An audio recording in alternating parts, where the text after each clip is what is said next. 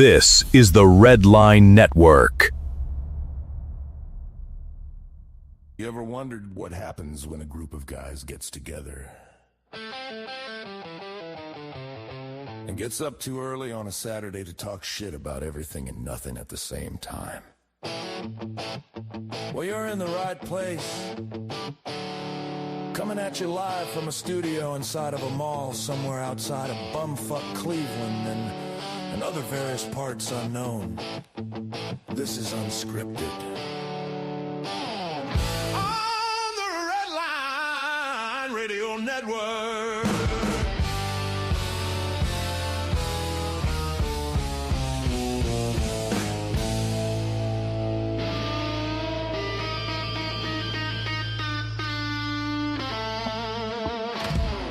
Good Saturday morning. I don't know why that's playing again.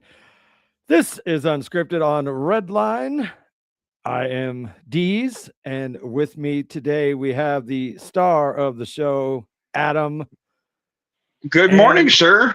Good morning. And of course we have the co-star. So we hear. Maybe. Mr. Shane O'Mac. What up? 2 weeks in a row, boys. Skeleton Crew bringing it in. Hey, we're bringing it fuck home. it. YOLO. Fuck it. How we doing? I'm trying to figure out how to share this shit on the fucking on the laptop. I'm all discombobulated this morning. What the fuck? Can't take me nowhere. Nope. Been laying low, fellas. As you know, I don't. Well, you have no choice. Driver's license to per se go anywhere unless I have a ride, which I have a ride tonight to go out and hang out for a little bit. So we'll see what happens. So you're through the system then? Everything's a done deal? And yep. Like I don't know if I put it all in the chat, but I got the mandatory minimums in the state of Ohio for a first-time offender. So I can't complain. I got a hell of a deal on the lawyer I got, so that helped a lot. And I just gotta wait the whole year out, and I'll be able to drive freely, if you will.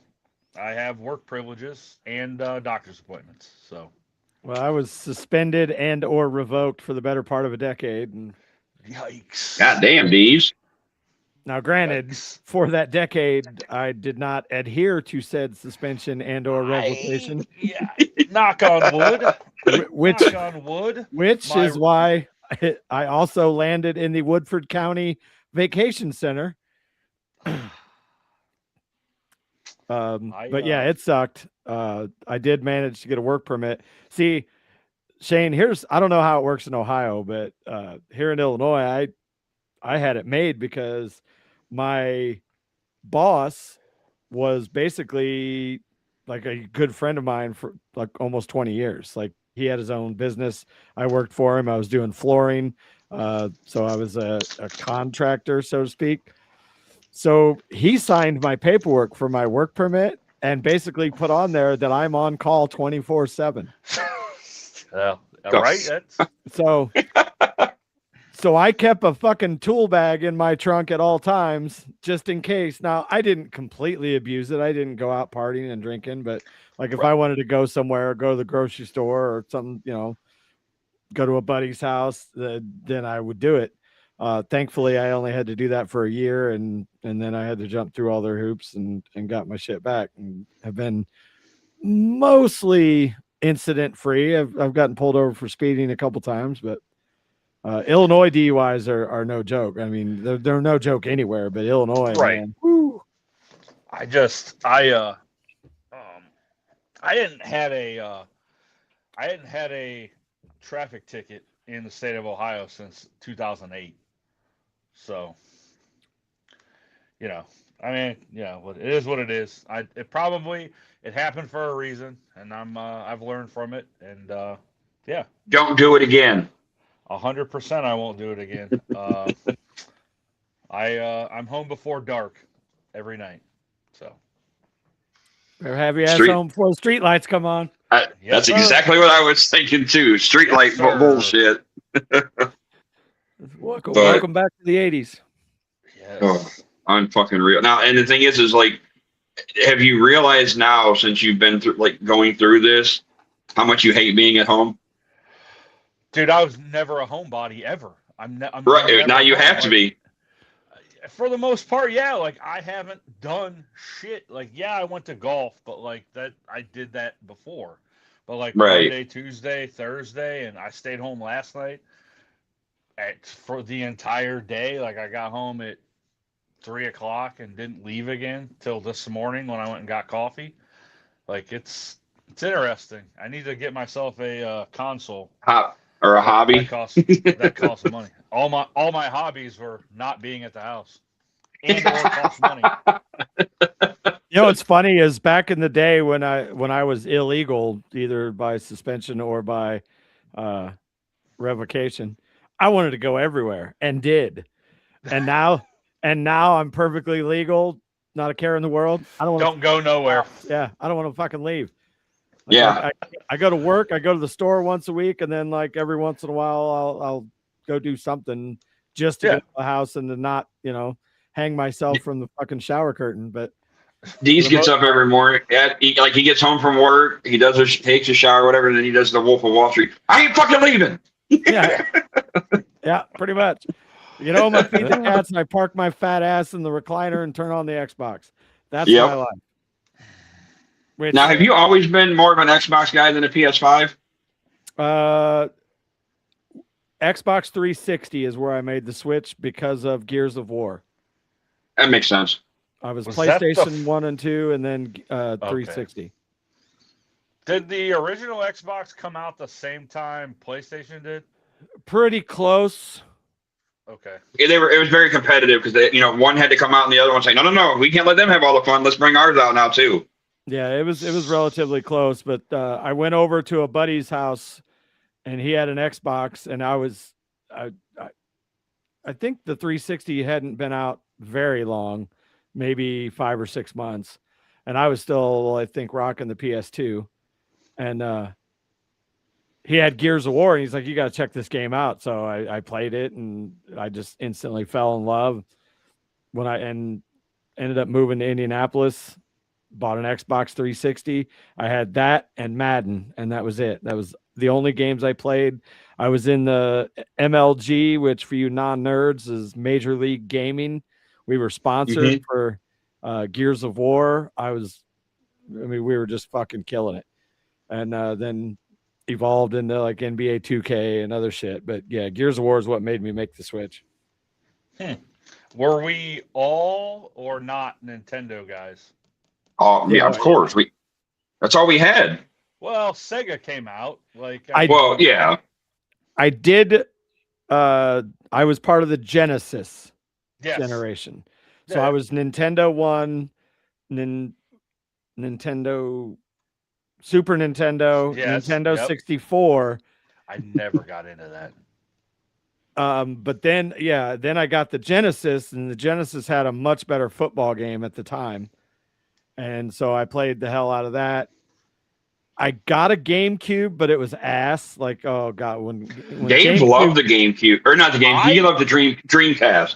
Yeah, I never got into 64 or the GameCube. First of all, I thought the GameCube controller was absolutely ridiculous.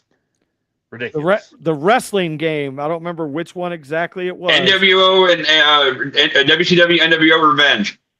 Okay, yeah. That was incredible on Nintendo 64. Yes. And then GoldenEye too. Yeah, GoldenEye was a good one. Genesis came out, so I switched to that.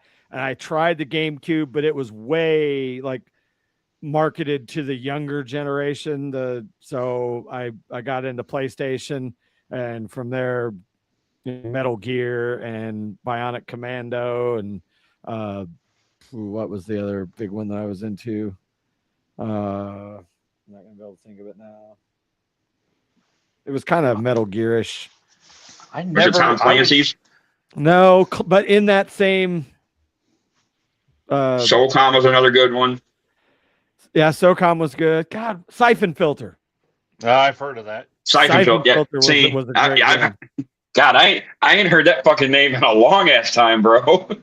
Yeah, that was a good game. While we're on games, let me just. All right, two things. First off, if you're watching, thank you. We love you. Appreciate you. Share the show. If you're on Facebook, we love you. Thank you. But if you really want to help us out, open a new tab and go to YouTube and watch us on the Red Line Network page on YouTube. That's where our metrics are going to help. So love you. Do that for us. Yeah, I need to figure out, because I got a lot of my TikTok peeps that are like, why don't you, air this on? I'm like, if we could figure out a way to get it on fucking TikTok, I would do it. It's just, I don't know how to do all that yet. I'm not tech savvy like that. Well, there is a way, but it's really, I think there's a lot of humps you got to jump through on StreamYard. However, there is a new service that I'm kind of fidgeting with, playing with, that I don't know, we'll talk behind the scenes and may switch to, but it will do TikTok. So we might end up going that way as well. Because you figure go ahead. I got over 3,000 followers on there, and everybody keeps hearing about me talk about this podcast, and I got to tell them to go to Facebook or YouTube, and they don't want to do that. They just want to watch it from TikTok. So it's like, we could easily blow up more if we can get it on TikTok. Yes. Well, I know. Well, I digress. I don't disagree. Hey, before Deez gets into the game thing, real quick, I didn't want to interrupt, but I laughed quite a bit when I was in your live yesterday, Adam. That was interesting.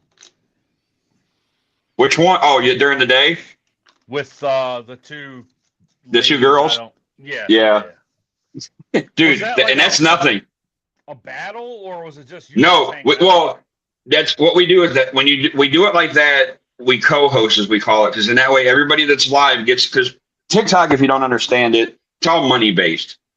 And you got to do different things to get the money. You got to do different things to get this. And we're all in these, like right now, our agency has a campaign that's going on. There's 4 different ones that, if you get, this many followers, or you get this many heartbeats, there's different things that entail to it. So we're all pushing because it's getting toward the end of the month. And we've all got and with the way our agency works is if you're in our agency, all you have to do is go live 8 days out of the whole month in 20 hours, and that's the minimum.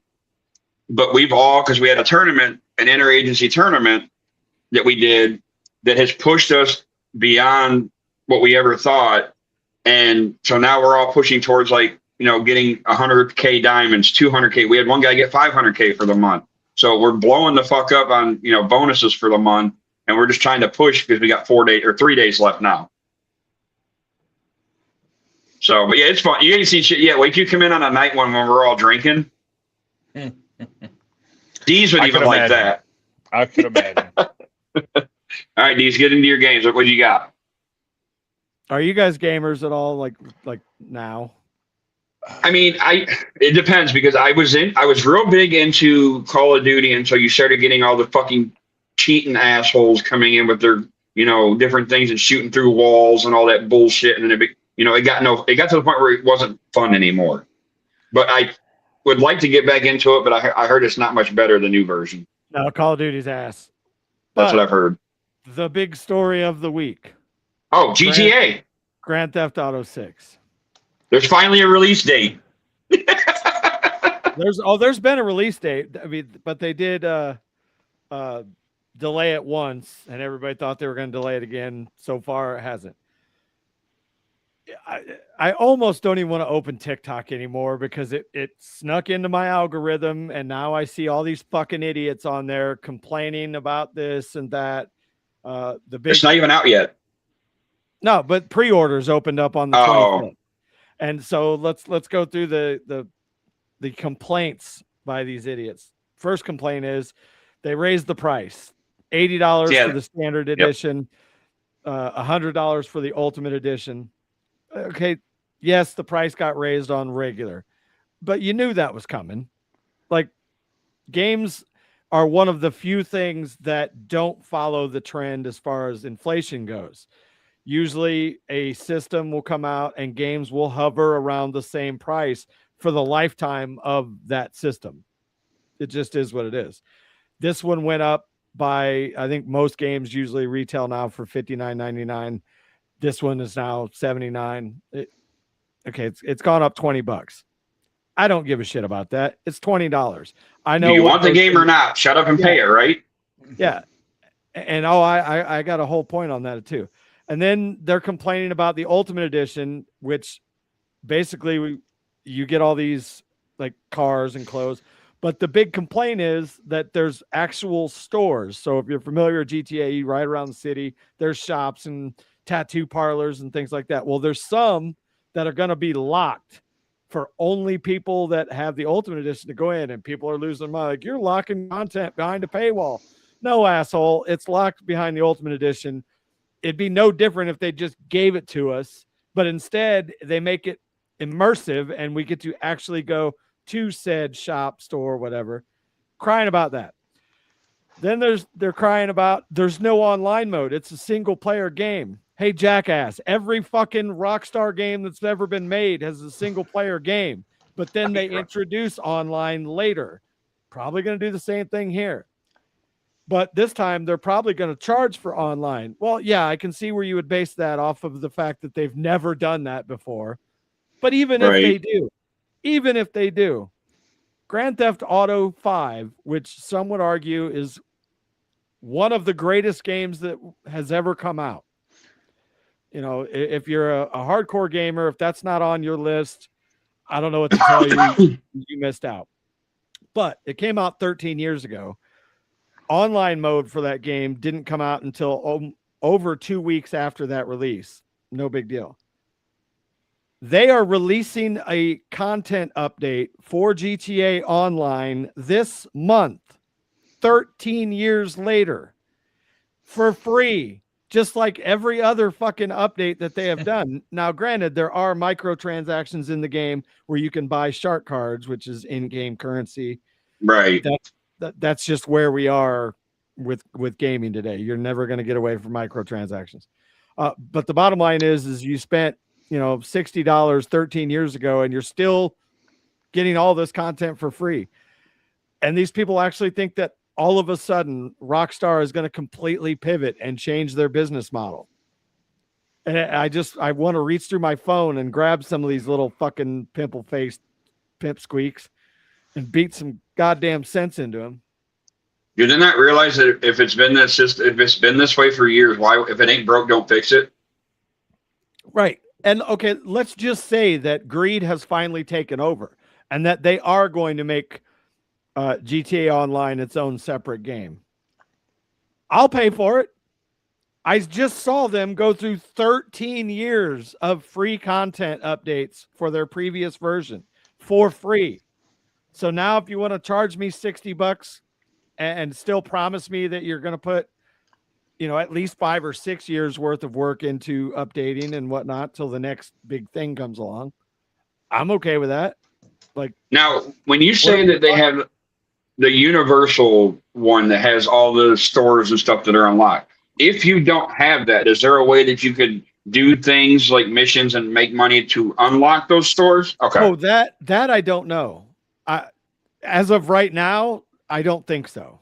Okay. Like, it's just going to be like a private tattoo parlor that my rich ass can go in and your broke ass can't. Like, I don't, you know what I mean? Like, so the best you can do is window shop, bitch. While I'm getting my tattoo done, you can window shop, and I can laugh at you. And it's not like they won't have other options, considering that the map is like the entire southern point of Florida, like massive map. I just I feel like the demographic you're leaning at, like, if it's $20 more, just wait another week or two and get the extra here's the thing. Here's the thing. Version. All these assholes that are going to bitch about it are the same motherfuckers that when fucking NCAA and Madden come out, will drop the extra $20, $30 for whatever, the ultimate or whatever game is, but they won't want to do it for this. I'm glad you brought that up, because you are exactly right. Those are the fucking idiots that will get on Madden or get on college football or get on NBA 2K and play those games versions of Ultimate Team, or in NBA it's called My Team, and drop money. And thousands and thousands every fucking year on player cards so that they can compete in tournaments. But then they're going to bitch about forking out an extra $20 to go get a tattoo that you couldn't normally get. Like, hey, it's all about priorities, dog. Yeah. And I know here's what pisses me off even more is that I can tell which one of these people that are on TikTok or Twitter or whatever.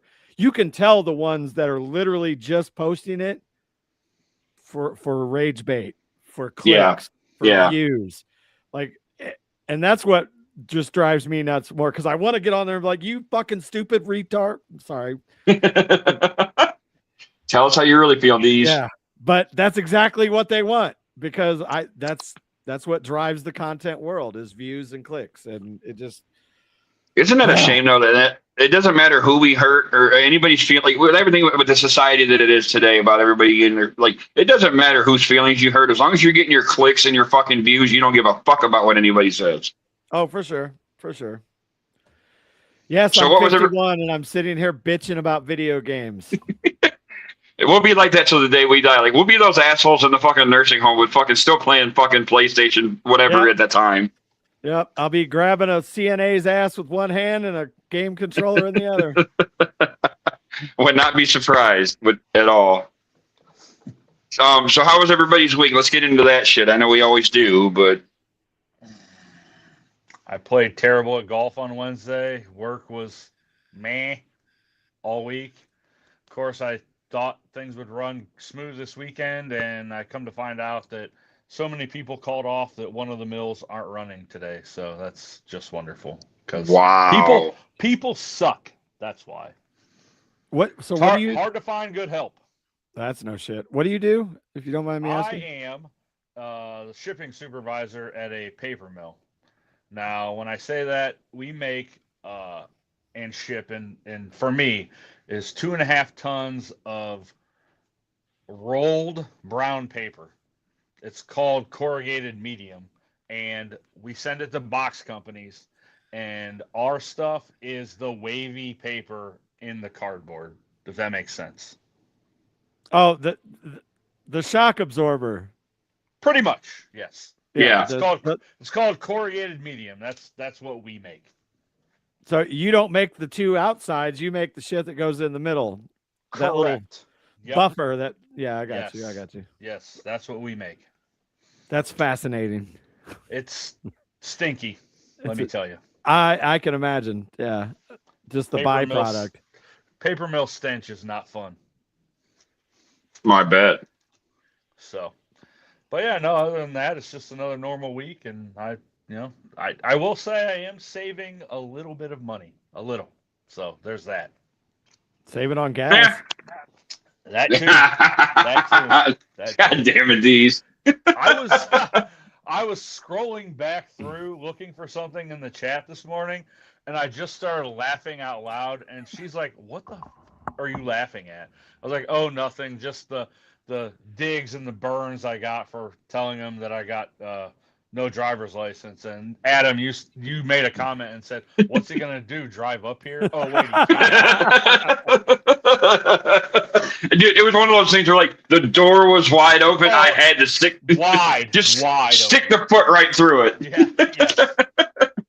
For sure. I felt bad. Like, as I'm typing it, I hit send, and I'm like, "Fuck!" I kind of feel bad. Like, I hope Jane knows. I'm like, I know you knew I was joking, but right. I don't always remember to do those sorts of things, but when I do, I'm like, man, that was a good one. And that's the thing with any of us in that chat. I would expect the same if it was me. Like, if don't fucking hold back, you know. For sure. Just as long as you can remember to be able to take it if you dish it. That's all I'll say. Well, some can and some can't. Right. That's 1,000% correct. Deez knows where I'm going with that. His eyes got real big on that one. No, but for me, it's still been rough. I mean, I've got more job prospects per se. Friend of the show and hype man, Clint, is working on getting me in with him, hopefully, at the Cleveland Clinic. It'll suck because it's third shift, and it's obviously, a 45-minute drive away, depending on traffic, and the winter would suck. But yeah, but it's an easy job, and basically all we're doing, he said, is just we basically take and restock all the surgical equipment and stuff for all the emergency rooms and all the different, floors of the hospital. You got like a certain level you got to do, and you got to just make sure all the equipment's stocked, basically. He goes, and he goes, I ain't gonna lie to you. He goes, it ain't hard. He goes, we literally might work 4 hours out of the 8-hour day. He goes, so it's just a lot of times, the downtime trying to keep yourself busy so you don't fall asleep. But so there's that. Hey, we're hiring if you want to come to Central Illinois. I mean, at this point, believe me, I hate to say it. Like it seems to me that there's so much more work outside of Ohio. Like Ohio just does not seem like they have it, but then like you put in applications, you get your interviews, and then they don't hire nobody. It's like, well, you guys are bitching and moaning, you need people, but then you don't fucking hire nobody. So like, what is it? Also, I will say this. Granted that it was just Father's Day last weekend, I will say first and foremost, fuck my father. I don't want nothing to do with that piece of shit. He could die tomorrow and I wouldn't even piss on his fucking grave. So the city job that I told you guys about that I was, had a promising prospect for. Go ahead. Now, mind you, this is for the city of Elyria, Parks and Recs Department. My dad had over 40 years in with this job, retired from there. So, I go in, I have my 2 interviews, everything's going good. Rumor has it, Dad finds out. He's mad because his stepson-in-law did not get a single interview, throws a royal shit fit. I'm driving the one day and I go past one of our local parks and I see said stepson-in-law cutting grass at the park. Bro. So my father fucks me out of a goddamn job to get his stepson-in-law through marriage the job over his own son. So yeah, fuck him. Wow. Yeah, exactly. I have no words, bro. I have no words. Thank you. So now you see what I'm saying? Like, so that's why I've been so because that was almost a month or 2 ago. I could have been fucking working steady, bringing in money. It would have been fine. I don't give a shit if you have a problem with me, this and that. The one thing you don't fucking do is fuck with my money or fuck with my family. That is the one thing that you don't fucking do. Because I will choke a bitch. I will stab a bitch for fucking trying to fuck with my daughter, my wife, or my fucking money. And I won't even fucking think twice about it. But yeah, so that was why I've been in the mood that I've been in lately, because it just seems like, yes, I know this is all you fucking Bible thumpers out there, don't get pissed when I say this. But your God's pissed me off a lot because I know he gives his toughest battles to his toughest soldiers. Well, you know what? I'm about tired of getting shit on by your God. So for the fuck's sake, can you give me a fucking break and let me get back on track? Because it's been fucking, this year has sucked. We're going into the 6th, 7th month, and I haven't worked hardly at all this fucking year. Like, it's going to be awful the rest of this fucking year. But I'm going to do what I got to do. Positivity, right? Even though it's hard. But yeah. Dude, if you ever want to assist in the manufacture of jet engine parts, which I understand is nowhere near as exciting as making the paper that goes between the cardboard. Well, the bad thing is like all my TikTok friends are like, dude, if you come down here, I can get you a job now. Like, it's like you come over here. It's like there's so many other places, but it seems like I can't find shit here in Ohio. That is a fucking shit sandwich, dude. A lot of people down here would tell you that I didn't I won't say that I was spoiled, but my parents split up, but I never had the bad parents. Both of my parents are great to me. I owe my dad more than anything I could ever repay to him. And to hear stories like that and how my fiance's parents treated her when she was younger, I'm I just don't understand. I don't. Well, here's another one for you. Now, it's all because my dad, who he got married to, is what all this trajectory started. Is when he got married to her, because he's her little bitch. He has to ask her for permission for everything he fucking does, because he ain't got the balls to just tell her, hey, I'm going to go do this. So long story short is he was always that type of person. Hey, phone works both ways, but his phone would never call me. It was always me having to call him. So I said, fine, we're going to do a theory here. I said, I'm going to stop calling him and see if they reach out because, hey, you have a granddaughter. If you'd like to see your granddaughter, because granted, you don't see your other two grandkids because you and my sister can't get along. My sister can't stand you. My niece Ava's she'll be a sophomore this year at fucking OU. He hasn't seen Ava since she was 5. Wow. So that shows you how, he's dad of the year or whatever, or dad of the century. But so now, mind you, they're also Moose members as well. I am cordial to them at our Moose Lodge. I am cordial to them because I'm not trying to start shit there.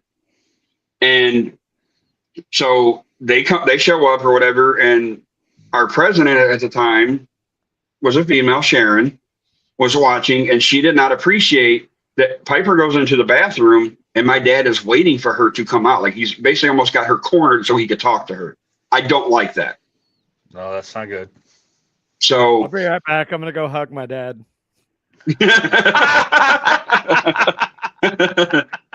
So, but here, this is where it gets better. So Christmas time rolls around. We're at the Moose. They give her a card, a little bit of money in it. I'm not going to stop them from gifting her or whatever. It's fine. It is what it is. I didn't realize it until we were at my mom's the next night having our Christmas Eve. When I showed my sister said card, she goes, "Did you not read this message?" I said, "No, I just said, it's just one of those things like, just give her the fucking card, give her the money, fuck off, whatever." She goes, "You might want to read that." So I read it, and it starts off with, "Hey, Piper, all this stuff." And then the one that got me to the point where I got goosebumps thinking about it now is they put in this fucking card, "Sorry that your parents won't let us be grandparents to you." Dude. No, motherfucker, you decided you didn't want to fucking call anymore. That's not on me. That is on you. And don't you ever fucking put that shit in there like it's our fault. You know what I mean? Like, so needless to say, next time I see him, I'm be like fucking Life. I mean, or they're doing the poker scene and he's like, "What bitch? Whatever bitch I come in here and start choking, that's the one." It's about how it's going to be at the fucking Moose. But anyways, so right. Sorry to get us up, but that's just the shit that I've been dealing with. And, yes, I've had right. I've had a very shitty fucking year. So if my attitude sucks, now you know why. And I'll top that, enough, brother. Fair enough. No.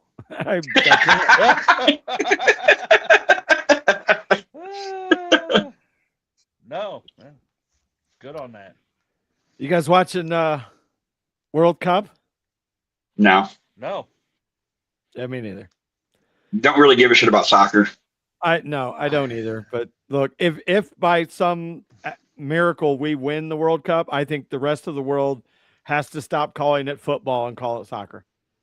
Yeah. Well, the funny thing is till the next World Cup, at least. Yeah. It is. We were all on TikTok the other night, and a couple of them were in the 4 boxes, and the one guy, there's 2 of them that were watching it, and our one buddy Tim, he's another Ohio guy, said that we were going to beat Turkey 7-0. Then I wake up in the morning and see that we lost to Turkey 3-2. I'm like, ooh, how'd that work out, bud?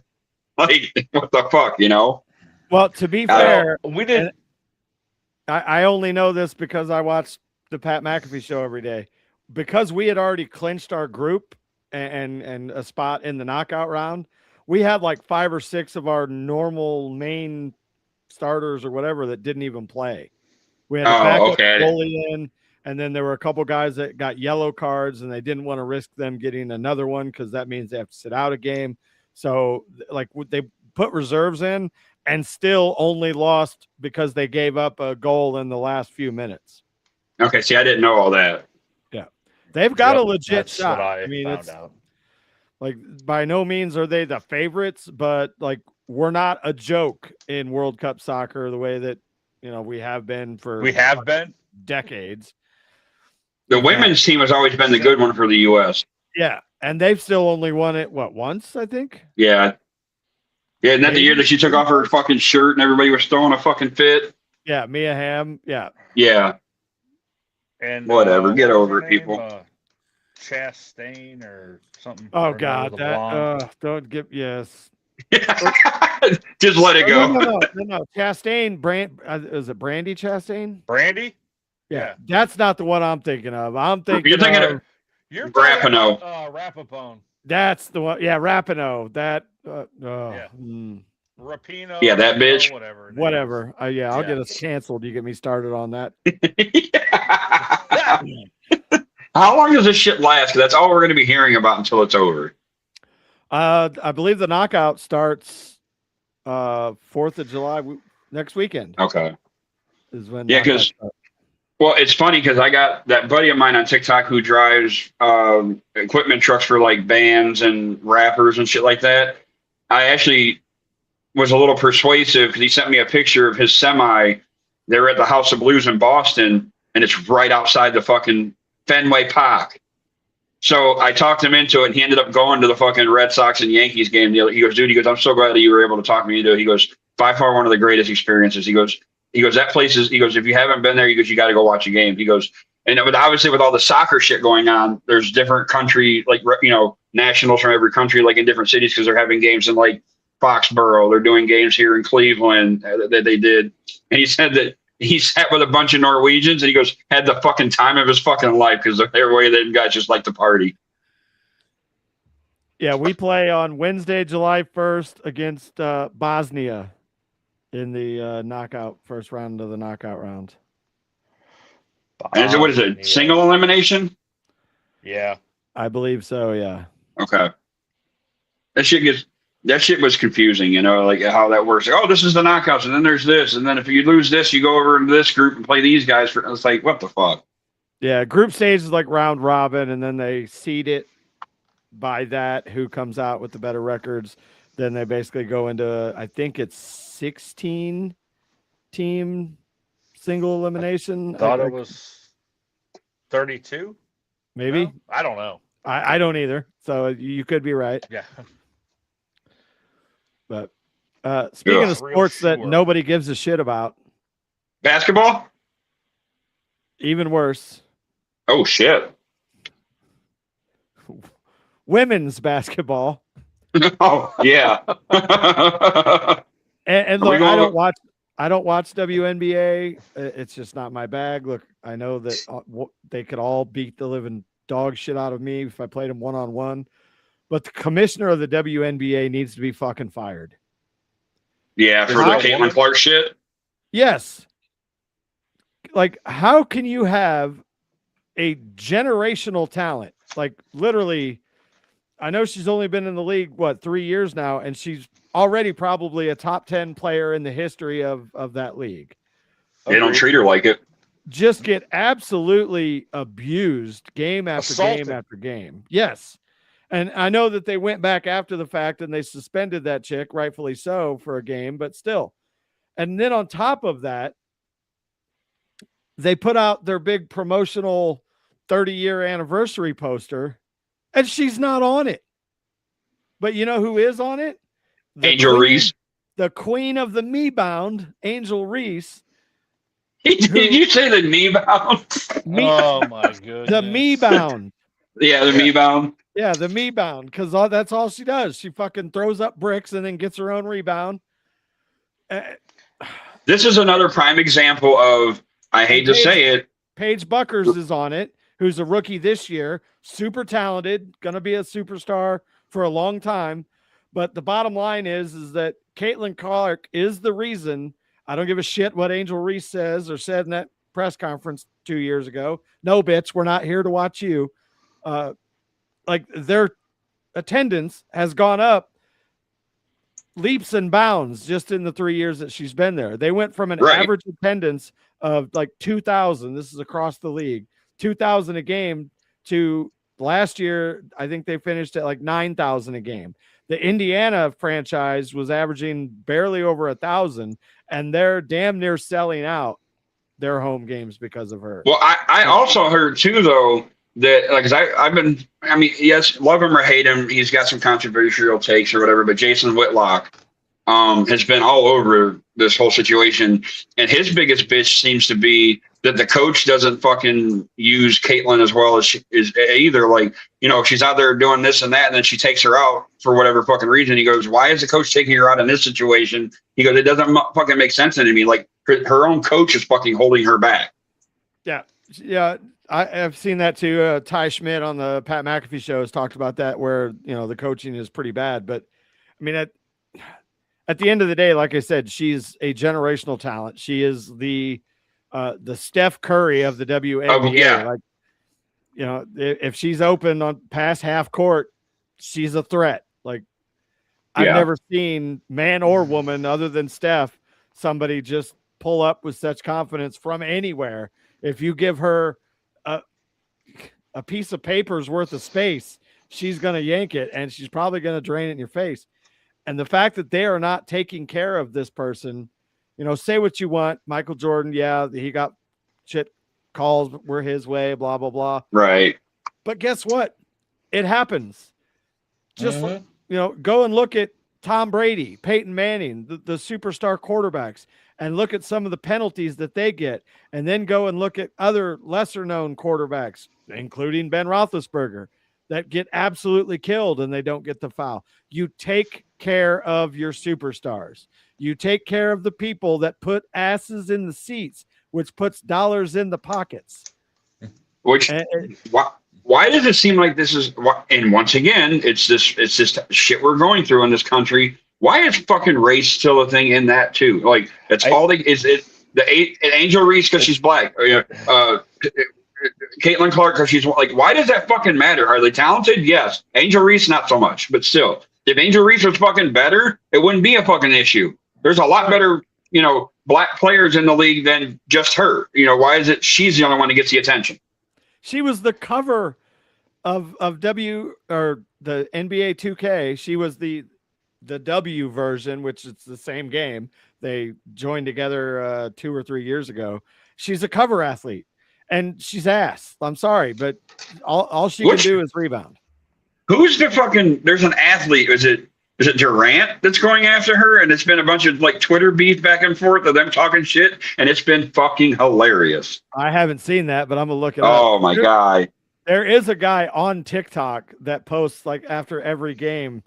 And all you got to do is like search up Angel Reese part whatever and throw a number in there and watch him just go through his commentary of the game, and it's fucking hysterical. Yeah. And and that's where he's, I believe, the guy that coined the term "me bound," which that's is fucking awesome, fucking hilarious. And fastest WNBA player to get 1,000 rebounds. Well, that's because she's rebounding her own shots that she bricks. She can't shoot a three. She's horrible from the line. She travels more than a rich retired white guy. Like, well, and I've heard she's really bad. On that note, like for me, and I kind of have a small grasp on all the sports, if you will. So like you guys might know the best player in the WNBA the last 5 years. You know who it is? Yes. Sabrina? No. She just won like back-to-back MVPs. She has 4 of them in a row. I know she's won the last. I don't know if it's in a row, but she has 4. She has 4 MVPs. Aja, is it Aja? AJA? Yeah. Aja Wilson. And honestly, the only news that she gets on TV is because she's dating Bam Adebayo from the Heat. Yeah. That's the only reason. She is literally been the best player in the entire league for 5 years. Nobody talks about her. Yeah. Because she's overshadowed by the Angel Reese and Caitlin Clark shit. Right. Yeah. It's baffling to me. Baffling. Yeah. Yeah. Feature your stars. And yes, Caitlin Clark gets a lot of coverage, but she deserves it. Angel Reese gets a lot of coverage. She doesn't. On that poster, and I'm glad it was because is she a smoke show? Sophie Cunningham is on that poster. Yeah, she's Indiana's goon. Person. She's the goon. She comes in and fucks people up when they fuck with Caitlin, and I love her for it. And it doesn't hurt that she is so hot. Agreed. What am I missing in the comments? I just got a text that said, "Who's the asshole?" in the comments. That was a while ago. Whoever Mark Schul is. I don't know who that is. The hell did he say? He said, quit blaming your effing life on God, and then you don't even know if it was 100% your dad that did that to you. So when you were talking about yeah, I do. I do. I do. Yeah. So, and quit. Like I always tell people, quit dipping and dapping it when you don't know what the fuck's happening. My point, though, back to the NBA poster, WNBA poster. If you look at it, you could argue those were the best players for that franchise, and that's why they were on the 30th, whatever that is. Yeah. That's not the Fever's best player. Caitlin Clark is. But she's not even a fucking starter. That's what I'm Caitlin Clark's not a starter? No, Sophie Cunningham. I'm okay with that. I'm okay with that. But like that goes back to the point that Deez is trying to make. Like, promote your stars. Promote them. That's what's going to make your league flourish, but they don't. And why I brought up Aja Wilson, like they don't promote her at all.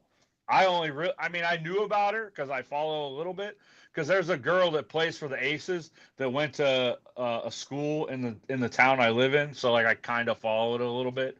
Like I only really hear about her because she's dating Bam, and that's it, which is crazy to me. Any whoosies.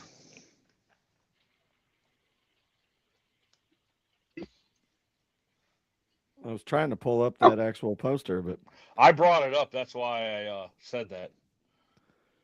Because Lisa Leslie's on there for the Sparks. Who the hell's there? Who was the one that? Damn, I can't think of who it is. There's a chick that I think. Cheryl Swoops is on there for the Comets. That's a name I haven't heard in a while. Oh, what's well, this is terrible. The white girl, she plays for the Sparks now. Dark hair. That's what I'm thinking. Tall as fuck, black hair. Yeah. I can't think of her name either. That's why I was thinking. They got 2 Sparks players on here, which is whatever. I mean, it's the WNBA, whatever. Who would have ever thought we'd talk about the WNBA on here? Well, hey, when you got 2 hours to fill and only 3 fucking guys, you yeah, you do a little digging. One guy, and all 3 guys don't ever go anywhere. Yeah. Well, and Caitlin was big in the news this week because she got the fist on the throat thing, and there was no foul call during the action. It was just utterly ridiculous. Even Dave Portnoy has gotten on that train, talking about how it's damn near criminal the way that they allow them to treat a mega star that is putting money not just in the pockets of the Indiana games, but if you go look at their road games, go look at whoever they play, go look at the attendance, their average attendance, and then look at the attendance the night Caitlin comes to town. And it's through the roof. Different. Yeah. Like they should all get down on their knees in a line ready to service her for the money that she is bringing into their arena. I know a few people that I went to high school with that have like preteen to teenage girls that play sports. In Ohio, they drove when Caitlin has home games to go to their games. Yeah. Like, it's bad. Yeah, crazy. And I hate to get all political, but again, kind of to Adam's point, if Caitlin Clark, white girl from Iowa, would have been, Katina Clark from LSU, I think we'd be having a different fucking conversation here. As sad as it is, that's where we're at. Very likely. Odds very likely. So when do we get ours back? Our rockers, when do they come back? Is it next year or 28? I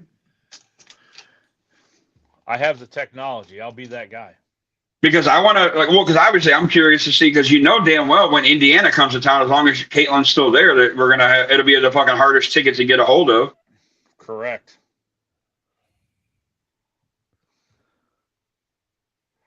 But I told you at some point I was going to get somebody on when I made the God comment, didn't I? That fired him right the fuck up. Yeah, I seen it when it first came in. I'm like, no, I'm not going to put that one on the screen. 28. starting in 28. Are they still going to be the Rockers, or have they said they're going to re-image them? That's a good question. I don't see why you just wouldn't keep it. I mean, it was a great logo. It was a great great theme because of the Rock and Roll Hall of Fame. So yeah, I just now got the comments up on Facebook finally, so I can see where I missed all that shit. Probably a good thing Deez didn't put it up. So yeah, there's the poster, and she's not even on it anywhere. Nope, you can see right. There's Sophie Cunningham. There's Sophie right there. Is Sabrina on there? Well, how do you pronounce her last name? I don't know. Does it matter? Ionescu or some shit like that. It's fucking weird. And is it Paige is the one that's part of the LGBTQ community? I'd be willing to bet 80% of that poster's probably. Hey, where's Brittany Griner? Where's she at now? She plays for Phoenix now. Does she? I think it's Phoenix. Yeah, it is. You're right. The Mercury. I'm looking for her on the poster. Tell me why. Tell me why. I am so dumb. I about put my fingers on the screen to try to blow that up to look at it. It's all good, Shane. This is why I can't have nice things. I mean, I have it zoomed as much as my. I'm sure you do, buddy. I'm sure you do. I'm just a retard. I'm actually surprised Brittany Griner isn't on there. At least I don't think she is. No, she ain't. I don't see a penis anywhere near that poster. So yeah, right. That's a man. I don't care what anybody says. I'm sorry. Yep, it is. I'm telling you. We are living in the Joanna Man era. Great movie though. Yeah. Kelsey Plum. That's the one. Yes, Kelsey Plum.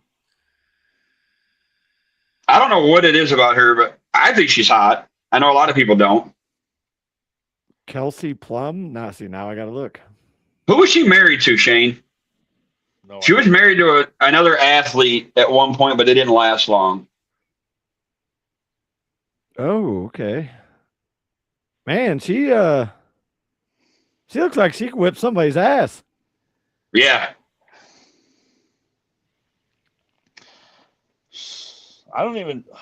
They're all super fucking tall for sure. I didn't look to see. She's married to Darren Waller. She was. They're divorced. Oh, okay, yeah. They are. Oh, yeah, that's what. Speaking of, here's a off the wall fucking little topic.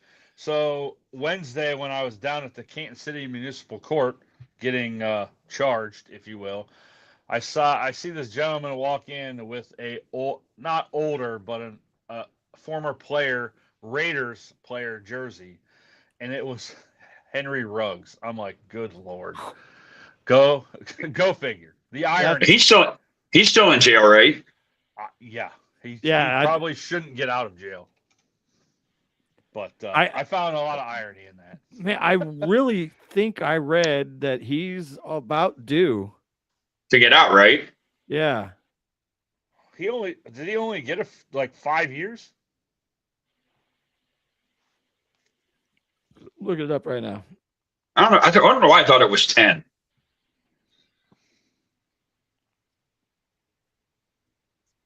Oh wait, it looks like it was denied. That's a shame. Yeah, he was denied parole. He was up for parole recently, literally 2 days ago. They denied his parole. As they probably should have. Yeah, 156 miles an hour on a DUI. Yeah. Oof, that's awful. Says 3 to 10 years. I don't know how long he's been in, but. Yes, I thought it was 10 was the max. He'll probably do all 10. I would think. Bro, why are you going 150 miles? Like, I can't. I don't understand. Well, my biggest thing is and Shane, don't get mad when I say this. These guys are athletes. Why the fuck are you not calling it? There's so many fucking Ubers, Lyfts, you name it. Or why do you not hire a motherfucker with all the money you're making in the NFL to be like, hey, you're my driver so I can go get fucked up tonight? Yeah, he was sentenced 3 to 10. He was denied this year, but it says he has a mandatory parole release date of August 24th, 2027. Why are you sentenced 3 to 10 years, but then you get a mandatory parole release date? Yeah, no shit. Well, that just goes back to the system is not right, and never has been, I don't think. Since we're talking about this type of shit, what do you guys think about the whole Terry and Arnold situation up in Detroit? What do you know about it? Because I don't know.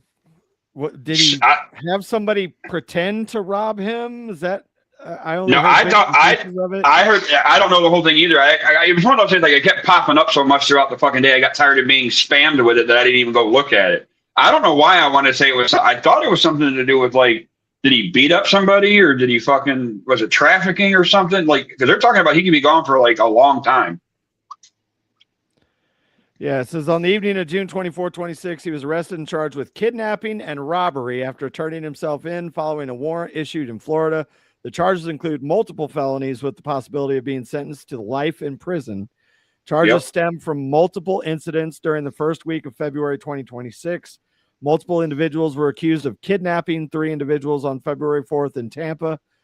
The kidnapping was believed to be tied to an incident a few days prior where Arnold had claimed to have been robbed of over $250,000 worth of items.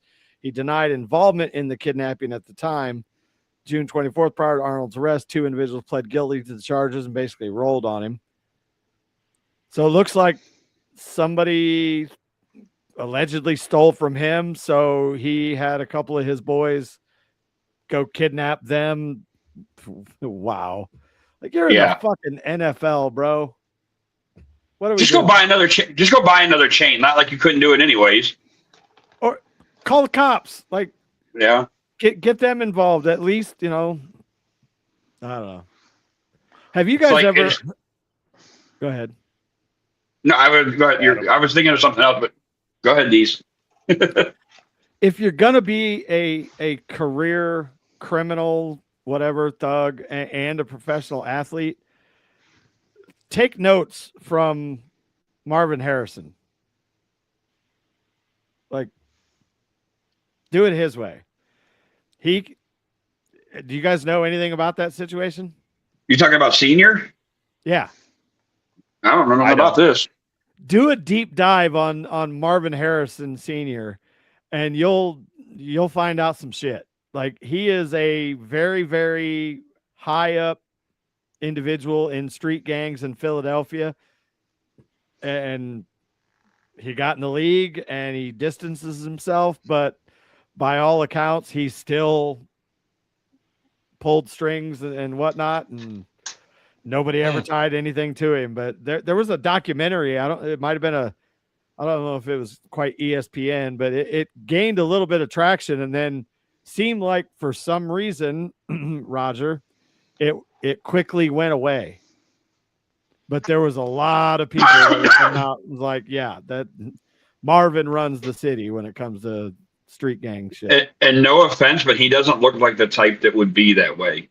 No, not at all. And interesting. Since you're saying he's pulling strings, can he pull some strings and make sure his son can play better? Because he ain't done shit since he came into the fucking league. I mean, to be fair, the guy's in Arizona stuck with the fucking one of the Munchkins as his quarterback. Who not anymore? Yeah. He's in Minnesota now.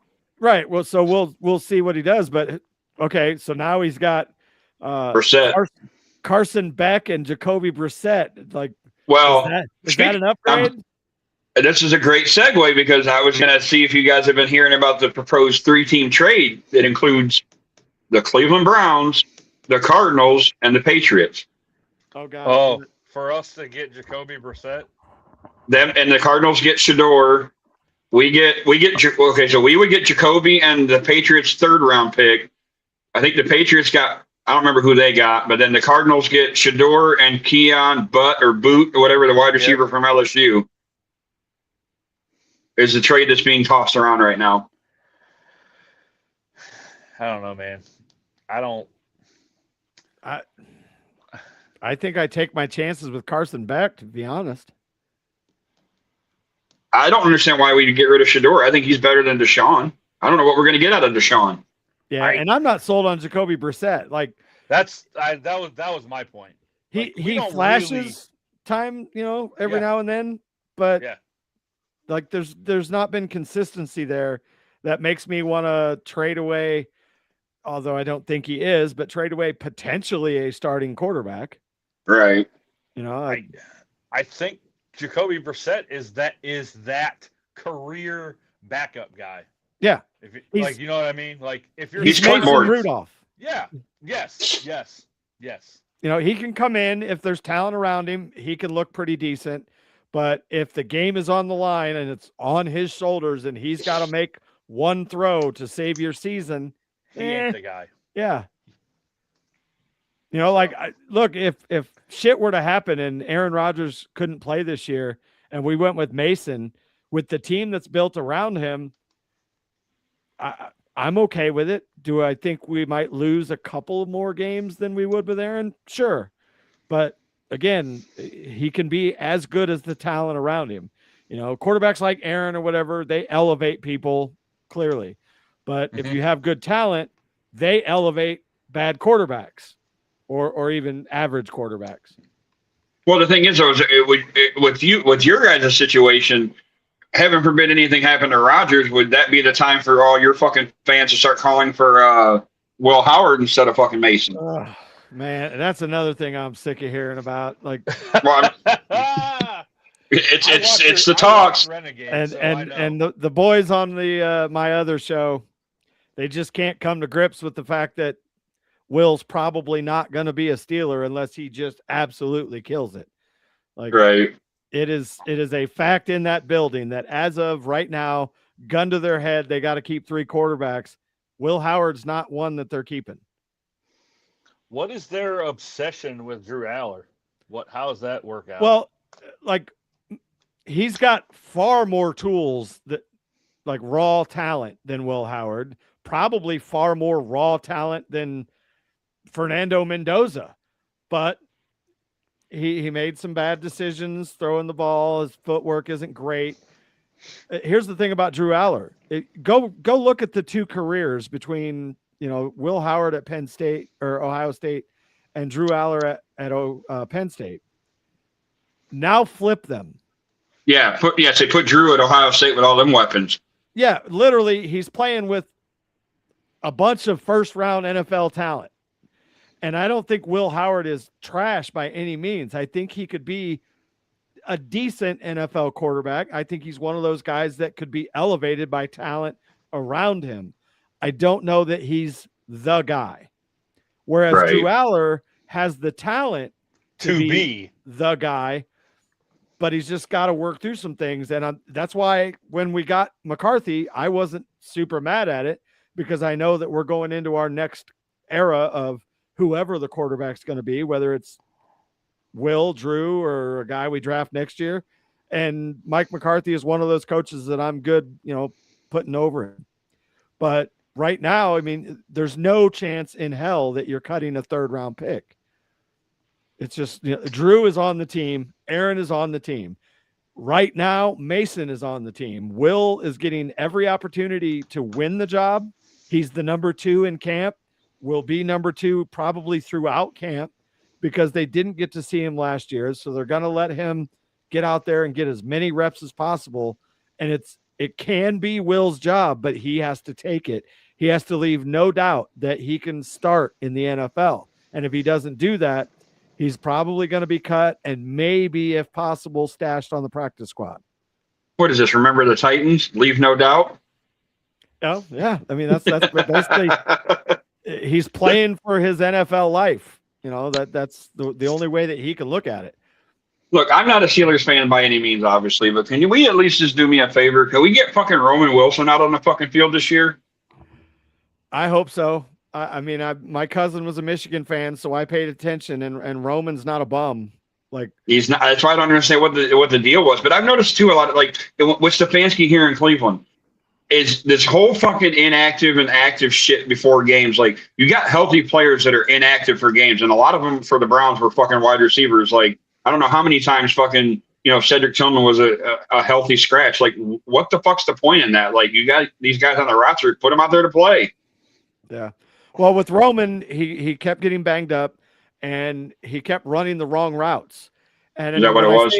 Yeah, when I say running the wrong routes, I don't mean that he ran a slant when he was supposed to run an out. It was instead of an 8 yards and out, he was running 6 yards and cutting them early and shit. And you can't do that in the NFL. The NFL passing game is based a lot on time. And if you throw the timing off with your quarterback, especially when the quarterback is like Aaron Rodgers and demands perfection, you don't get on the field. And that's basically what happened. Now, again, for the second year in a row, we're hearing great things out of mini camp and OTAs that Roman looks good, but he looked solid last year. But when it got on the field, it just didn't transfer. I hope it does because he's got raw talent. The downfall with him, though, is his size. He is a skinny motherfucker. Yeah. Yeah. Like, he's tiny when it comes to that. Like, he's not, if he bulked up a little bit, he might be better too. But I mean, I've seen it in person a couple of times. So, like, I know the kid's got the talent. I just didn't understand what the hell what was I missing that he wasn't on the field? Yeah. It just, like I said, he just didn't have rapport with Aaron. He was not running the routes as clean as he was expected to. And Tomlin's one of those guys that when you got in his doghouse, you stayed there. Yeah. And now, so he's got a fresh start. So we'll see. Jeremy Bernard has been like spectacular so far in shorts. We'll see, when they throw the pads on. So you guys seriously have a decent wide receiver room. I mean, you got DK, you got fucking Pittman, you got fucking Roman, you got fucking the rookie. Bernard, I mean, so, I mean, the potential's there. I mean, don't you? And then you still got your fucking monster at fucking tight end. Yep, Darnell. Yeah, no, like the potential is there, dude. I'm excited. Everybody's saying, "Oh, they're going to be 7-10 and suck." Like, in what world, dude? Like, our roster literally improved across the board, and we won the division at 10-7. How can you sit there and look? And our schedule is easier this year. Granted, I think the whole division schedule is. Yeah, our tough games are later in the season, but it would not completely shock me. I don't think it'll happen, just to get that on record, but I would not completely shocked if we didn't start the season 8-0. Like, it's there for the taking. Now, granted, the back half shit gets a little shaky, but I'm excited, man. New blood, an offense. Like, there's one thing you can say about Mike McCarthy and his offenses. They never suck. You know, if his quarterbacks are healthy, his offense is going to be top 10, top 15 at the absolute worst. And our defense with Patrick Graham and no Mike Tomlin breathing down his neck, telling him, only play outside leverage. Patrick Graham like disguises shit and takes chances and blitzes. I just can't see us being a worse team than we were last year if we stay healthy. Who do you guys? I know you guys picked up. Didn't you pick up a running back from Carolina? Like, who is your running back room right now? It's still Jalen Warren, and then it's Rico Dowdle, and then it's probably going to be Caleb Johnson. I think the hometown boy, which everybody is all high on, Eli Heidenreich. He's a 7th round pick. Does he have talent? Absolutely, but he's probably going to the practice squad unless, again, somebody gets hurt or he just absolutely blows everybody away when they throw pads on. Yeah, because you guys didn't you guys make a couple trades this offseason too? Oh, we got Pittman basically the day that free agency started. Trades, no, but we did get Jamel Dean, which is he was the top free agent on the market from Tampa. We got to get Joey signed, which I think they will. And it's deserved. The guy hasn't given up a touchdown in like 2.5 seasons, and he's only given up 1 in his career. So, there's a lot to be excited about if you're a Steeler fan. If we stay healthy, we're going to make people eat some shit sandwiches. Now, let me ask you guys this, since we'll stay on the NFL train here. What are your guys' thoughts, like, is in the quarterback situations? Okay, in Minnesota, you got Kyler Murray and you have J.J. McCarthy. Then down in Atlanta, you have what? There's Tua, there's fucking Penix, and then there was somebody else I thought too. Like, what do you guys think's who's the odd man out in that situation? I think even though they probably won't admit it, I think Kyler and Tua go into camp number As one. the starters? Yeah. I can see that. I like JJ. I'm not convinced he's the guy yet. Yeah. You know, that he's got a good receiving core, a solid defense and offensive line, but it just didn't click last year for one reason or another, and that's why they brought in Kyler. Now, I'm not sold on Kyler either, for that matter. Kyler, it's just size.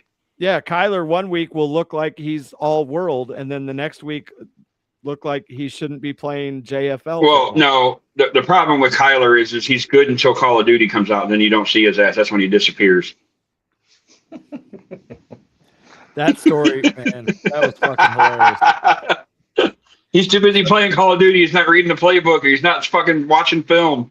Yeah, so in November, if you have Kyler Murray, make sure you drop him. Yeah, keep him on the bench at least for a few weeks, until he gets leveled up. What you do is if you're doing fantasy and you got him on your roster, you fucking go ahead, like he has his breakout game, you fucking start trying to haul his ass in a trade somewhere because he's gonna fall off. Yep. Yeah. If he comes out week 1, 2, 3, just absolutely killing it, trade him immediately. You got about a month. Yeah. And I'm already informing people that's going to be me come November 19th. Like, don't call, don't write, don't expect me to fucking leave the house, because I am going to be, stealing cars and killing hookers in the streets. Well, I'll tell you what. I was looking at the trailer because when you got a PlayStation or whatever, it shows you like you can watch all the different trailers and different scenes from the game. Dude, you can go on a boat wide with a fucking goddamn airboat. Like, that looks fucking sweet as shit. You could do that in the game that they came out with 13 years ago. Like it. Yeah, see, I haven't played it. Oh, GTA 5 is you've never played. Well, no, I have, but I'm saying it's been so long that like I can't remember shit about 5. Yeah, the online version of 5, the shit that they have added. I mean, they got flying cars, flying boats. Like it almost got too far-fetched. Are they gonna still have the? What was it? Wasn't there certain codes you could put in that would like automatically bring you up to 5 stars to fucking Rockstar always puts cheats in their game like that. Okay. Where, yes, you enter a code and so, and this is all speculation, but apparently the wanted system is completely different from Grand Theft Auto's past, where 5 stars and then you just go hide in an alley for 30 seconds and yeah. We don't know who this guy is that just murdered 37 people at the mall because we haven't seen him in 20 seconds. So whatever. Whereas I think the rumor is that they're going to adapt more of the Red Dead Redemption too. Whereas like if you're seen committing a crime, you're going to be on the news and like you're going to have a bounty on your head. So it isn't where, it's going to evolve over time. My only concern, because Rockstar, like, they hit home runs. Like, if you go back and look through the Rockstar Games library, there aren't very many games in it that are like stinkers. Like, they make good video games. Or they take their time with it, unfortunately. Yeah. Like Bully, LA Noire, even though it was boring, it was still a really good game. Midnight Club for racing, like, they just don't put out bad work for the most part. So I have all the faith in the world that the game itself is going to be. Here's my biggest concern about Grand Theft Auto 6 as we sit here today. Grand Theft Auto 5 came out 2013. It's 2026. 2020 happened. And we all know that the world fucking changed from 2020 on with this whole woke thing. COVID, yeah. And I'm just worried that too many people are going to be inside of too many ears and they're going to, for lack of better words, pussify the game and turn it into this, you know what I mean? But do you realize how bad that would ruin the franchise if they did that? Yeah, but on that note, just in pre-sales, they've already pre-sold 39 million copies. Jesus. Here, you want to hear something? Here's a funny tidbit for you. Wifey doesn't get into games much, obviously, but she loves to play Call of Duty, or not Call of Duty, but Grand Theft Auto. Her big thing is she likes to go get the hookers and then kill them and steal their money. That's a rite of passage. Like, I remember playing it, and like when I had it years ago, it was always one of those things. Like, I'd like to get the rocket launcher and just shoot down the police helicopter to get your 5 stars real quick if you didn't know the code. Yep. Or a tank. You could spawn a tank in, and you turn the cannon around, and the tank basically becomes a rocket booster. And so you're driving a fucking tank down the road at like 110 because you just keep firing the gun. Well, let me ask you this. Are they going to have it, because how you said the whole 20-second thing about, oh, you just disappear for 20 seconds and your stars would drop. Is it going to be the same way with the color paint schemes on the cars? Like, you change the paint scheme and you're going to be good? That I don't know. I would think that there'll be some element of that. But again, if you get out of the car, you're fucked. And it's also, again, this is all speculation, but from what I'm hearing, like if you get out of the car, it is 2026. So there's fucking cameras everywhere, facial recognition. You walk into a store or whatever, boom, boom, boom. All of a sudden, if you just murdered 37 people down in the Keys, they're going to know about you when you're in Vice City. Yeah. I'm curious too, like, you know, they're still going to have the same, like, I remember walking around, you hear the characters talking as you're walking past them and the different conversations. We used to always make fun of the one that was in the Navy, like, you know, the gay guy or whatever, but like some of those like NPC character conversations, you could literally walk around for hours and just laugh your ass off at some of the shit that like they paid somebody to go in the studio and record those lines. Yeah, no shit. Like, fuck, you can get me to do it. You ain't even got to pay me much. You want I got the face for radio anyway, so let's go. Yeah. And with AI and everything and adaptive learning, like there's so much that this game can be if they let it. Got me kind of wanting to get it now, thinking about it. When's it come out, D's? November? November 19th. It's a Thursday. I will be taking that day off, and I'm contemplating taking the 3 days before Thanksgiving off and just turn it into a 10-day Grand Theft Auto murder fest. I might have enough time to save up to get a system and the game by then. Just go to like a record exchange. Yeah, I know, but still, I just want to buy a new one. So, but by then, I get it. Isn't a PlayStation 6 coming out in like a year or so, or 2 years, or something stupid? It's rumored, but if you decide to do that and you go PlayStation and it'll be PlayStation. I don't F with Xbox, as they say. Well, go fuck yourself, all right? Hey, man, we agree on a lot of things, brother. It might just not be. You don't want to be in my fucking Vice City street gang? Then fuck off. That's the only thing that sucks, is that you can't get some of the cross-platform shit with online and stuff with certain games. Like, I know you can with Call of Duty, but it is what it is. I don't know why, like, cross-platform has come to so many games now. That is one that, like, they really need to try and make that happen, because that would be fucking incredible. The bad thing is like I can only see it now that we would not be able to talk on any of the fucking live chats. We'd have to go into a private chat because of all the shit we would talk. We'd probably get banned. Yeah. Although they don't. Call of Duty is the only game that has that strict of in-game chat. But yeah, Grand Theft Auto would get pretty bad, I'm sure. Deeds would be talking about doing fun dip shit to bitches. Come here, baby. Let me give you this fun dip treatment. I want to get a job as one of the radio guys on there. There you go. It wouldn't be bad. Oh yeah. Oh, you guys want to get into the top 5 right now? We got about 40 minutes left. Yeah, why not? I mean, there's nothing that really sticks out on sports. I mean, let's just talk about the basketball trade. I could care less, honestly. They're one playing team to another. Well, the one thing I will say is I'll bring up the draft real quick because I know NBA draft doesn't get it doesn't get talked about like the NFL draft, stuff like that. Is how the fuck did we let Golden State get the Big Ten Player of the Year from Michigan and Yaxel, and then we go the next pick after that.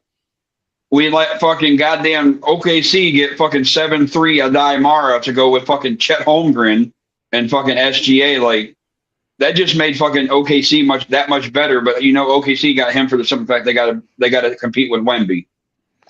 Well, I think probably just to get. I mean, they're probably going to play together, but also Chet's not I just don't think he's durable enough to play the entire year. I don't know. That's just my opinion.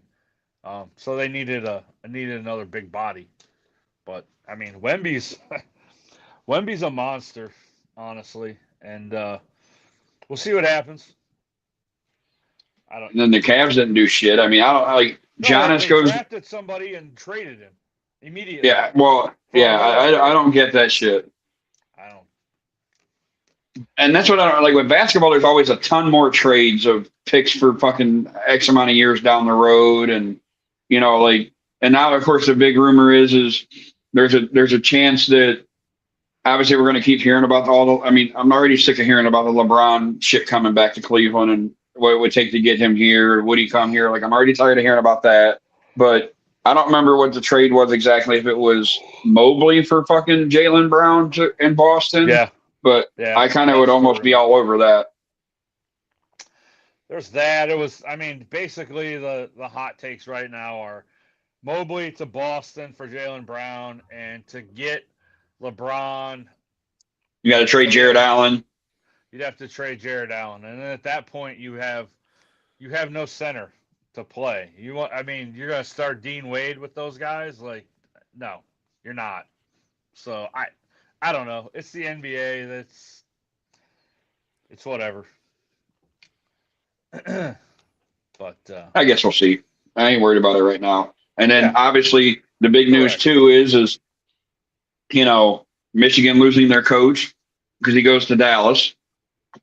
So, and there's more fucking rumors as to why is there's more controversy possibly that he was tampering with the fucking transfer portal. That is wild. Like you just won the national title and I'm going to the NBA. That makes you wonder, like. Well, and it makes you wonder too, because I think the next day after they won the national championship, they were interviewing him and he was already talking about how they were going out on the hitting the trail for recruiting. They were going out and doing the transfer portal, and like he had big things, and all he talked about was the future at Michigan was bright and this and that. And all of a sudden things change, and yes, it's a great opportunity, but why so quick the sudden turnaround? Right. Like what, 2 or 3 days before the draft, you go and make your decision. And then right now, the biggest, being a Michigan fan, our biggest problem or our biggest thing is we think we have an athletic director problem, and we need to get rid of fucking Ward Manuel's fat ass because he can get the coaches to come in, but he can't get them to fucking stay. Yeah, makes a big difference. Yeah. So, but all right, fuck basketball. Let's get into this top five because this could take us a minute because there's a lot of fucking choices for your dream cars. Yep, top 5 dream cars. Yeah. These are cars that you want to drive if you could drive, or you could afford them. I sort of looked at it as like mine aren't necessarily in order, but if I had like my dream garage, if you will, what 5 cars I would have in my dream garage. Oh, that's how I'm looking at it. Well, that's all you'll be doing is looking at it, at least for the next year. At least till July. Yeah, that's true. I'm sorry. Too easy. All right, Shane, what you got?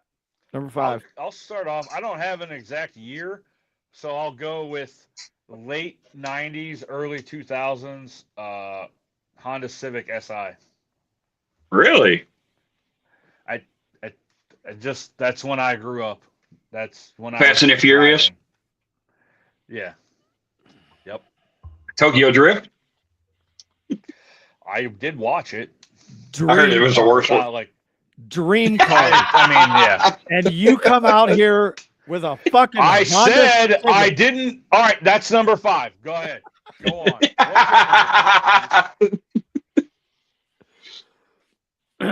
All right, I'll my number 5. This comes from the era that I grew up in. It was iconic, and it's just one that I've always been a huge fan of, and I would love to have it. And that is the 1933 Ford Coupe. Yeah, the coupes. Do you know why? You're gonna tell me though. Please tell us. The Z Top car, Eliminator. Oh yeah, okay. I knew there was. Okay. That makes sense now. That makes sense. That car pull up, a bunch of bad bitches get out. With fun dips hanging out their ass. Yeah, yeah. Oh boy. The Good Time Express. Oh my. Adam, number All right. 5. All right. So my number 5. This will probably be the only Ford I will ever put on my list. And I went with, and you got to make sure it's got the thick white wall tires on this bitch, because that's the way it looked back then, and that was the way to go. But a 1957 Ford Fairlane convertible. And they were always like that baby blue or like a different, like off the wall color too. Like but I saw that and I'm just like, I've always been in love with that car. It just looks like, like the old school days, that'd be the one that you'd roll up into the drive-in movie with you and your girl back in the day, or you see them in the movies and you go up on the hillside and, have your little makeout session in the back seat of that fucking car, looking at the stars type shit. Wasn't that a movie? Probably. Grease. No, The Adventures of Ford Fairlane, and it starred fucking Andrew Dice Clay. Did it really? I didn't know that. Something you learn something new every day. That's a name I ain't heard in a while. What the fuck happened to him? There was a big controversy, and then he just completely fell off. Feminism happened to him for starters. Oh. Yeah. All right, let's run it back. For me? Yep. All right, let's go with a 1970 El Camino Super Sport. Nice. Because my dad had one. I figured you were going to go with a fucking Toyota Corolla, but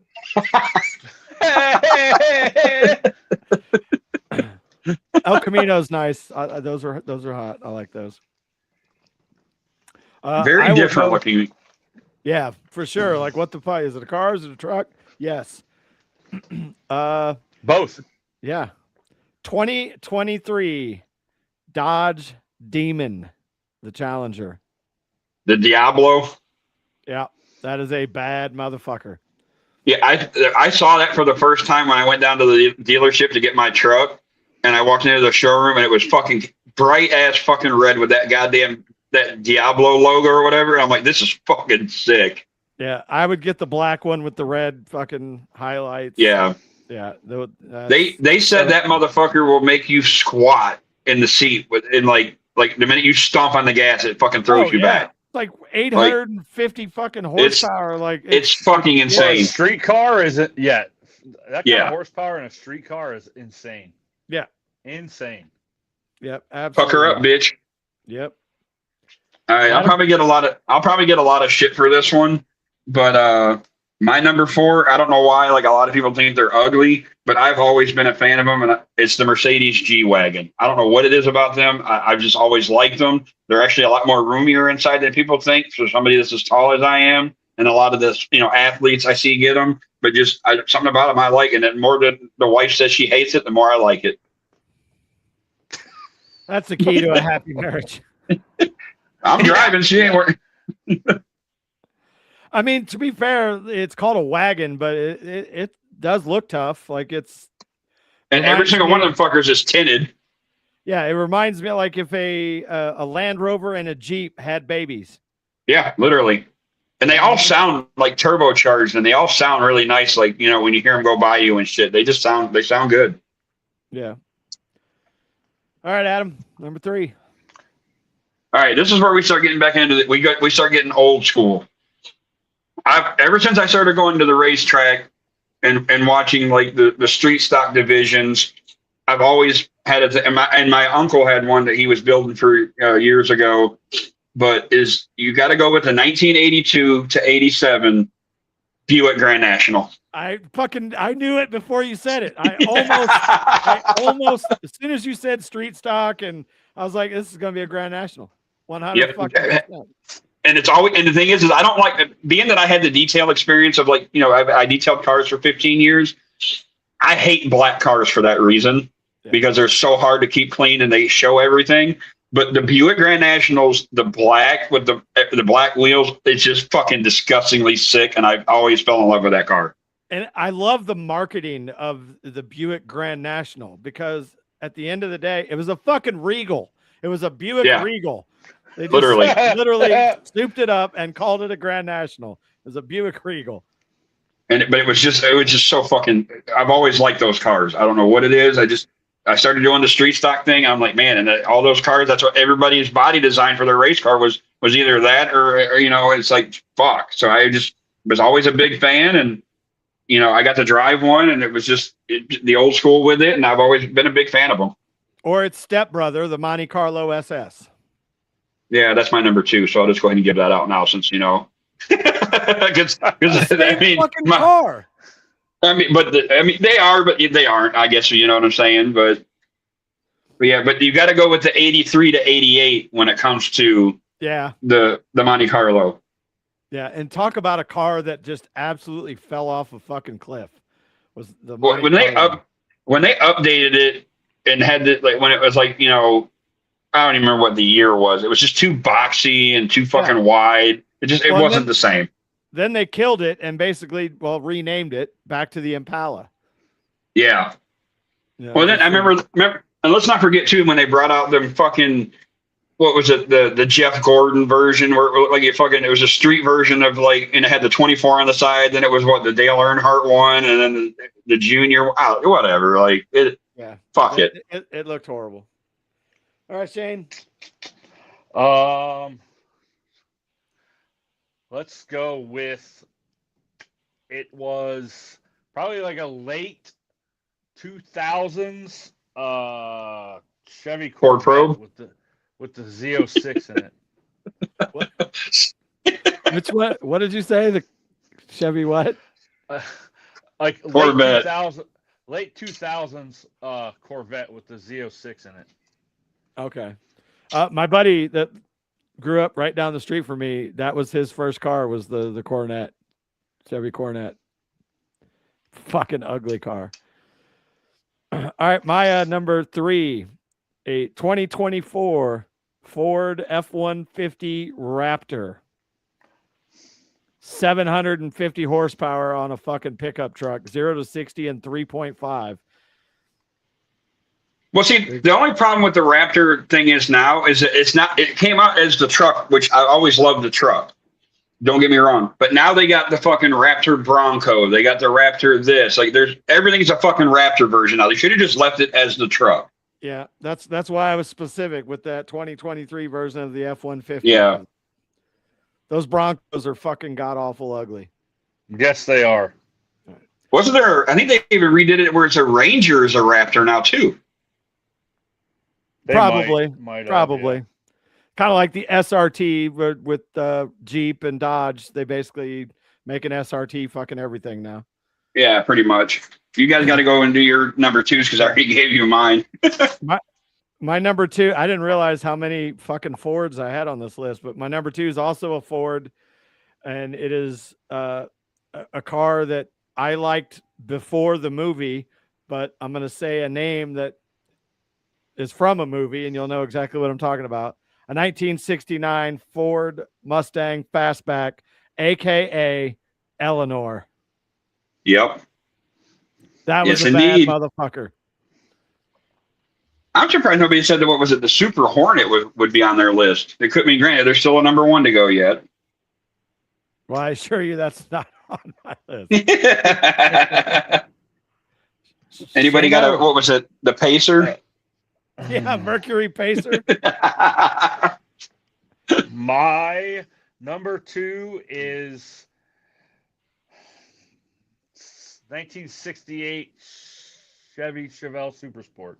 Nice. Good pick. Good choice. Good choice. My dad had one of those too. All right. Your dad was a hot rod guy, huh? Yeah, he was back in the day for sure. All right. Now, my number 1 is, I'm sure a lot of people know, I want this car, but it's got to be a certain version, and it comes from a TV show, and it's got to be the fucking 1967 Chevy Impala from Supernatural. that was a tough car. Just the way that motherfucker purred when it was fucking running, like just everything about that. Like I get the Tim Allen fucking, like when you hear that car running, you start doing all that shit. Like that car was just badass. Like I always wanted that car, and that's always been my dream car. Fun fact: did you know that the Batmobiles from the original series were Chevy Impalas? Were they? I did not know that. Adam West? Yes. No shit. Yeah, like a 64, 60, and 65 Impalas. Damn, I didn't know that. I mean, I thought about putting that on my list, but I thought, I'm like, that's not realistic enough. Like, but it is what it is. But I knew my number 1 already. That was the first thing I put down this morning when I'm like, yep, number 1. We already know what it is. All right. Shano. We're at number 1. Yep. Yes, sir.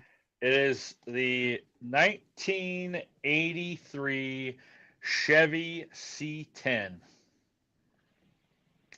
The square body trucks. If you know what that is. Oh yeah. I almost put that on my list too, but I figured it'd be I'm like, yeah. Those were the truck for me anyways. My grandpa had one. I loved riding in it. Like it was badass. Well, to be honest with you though, I mean, when you really think about it, like the square body trucks, the old Fords, and even the old Dodgers, like any of those old trucks, if you can find them in good running condition, like are badass, and you do it the right way, or fucking any of those 3 would be fine. Agreed. But obviously, the square body takes precedence over everything. Oh, yeah. You get dudes arguing and fighting over like what year's the better of the years, and But yeah, square body hands down is one of the best. All right, D's. Again, I'm 51 years old, so you know what era I grew up in, and I don't care what car is ever invented. This will now and forever always be my number 1. Trans Am. 1977 Pontiac Firebird Trans Am. It's just, I mean, there's no more iconic car for my generation. I mean, maybe you could argue the General Lee, but to me, that'll always come in second as far as just like a car that defined our fucking generation growing up. Not to mention it had a fucking 450 in it. The one version I saw of that, it was completely different. It was the same kind of car, but it wasn't the black with the gold wing or whatever, the bird on it. It was actually it was all white, and then the rims and the bird itself was the reddish orange. That was fucking sick too. I think I had that in a Hot Wheels version. Yeah. And it was fucking tough. I was always a big fan of that. I figured that would be on somebody's list. I was trying to keep it to where we wouldn't have the same, but I mean, it's hard when there's so many cars to think that you could narrow it down and we'd all have the same 5 or at least 1 or 2. But yeah, I figured like Eleanor might be on somebody's. I thought that maybe the General Lee might be on somebody's. Knight Rider was close. I had a cousin that it didn't matter what car he had. He put that fucking red light in the front. No shit. Yeah. What about the DeLorean? Why didn't nobody pick that? The DeLorean was a piece of shit. Yeah. It was all right, Shane, go ahead. It was an absolutely heavy piece of shit. All I was gonna say was, so there was 15 choices. and only 2 times was a foreign car picked, which is telling, I think. I will say this. I did have America, fuck yeah. I did have That's what a I'm saying. Ferrari. I had a Ferrari on mine, and but the thing is it had to have been the Ferrari that Christy Brinkley drove in National Lampoon's Vacation.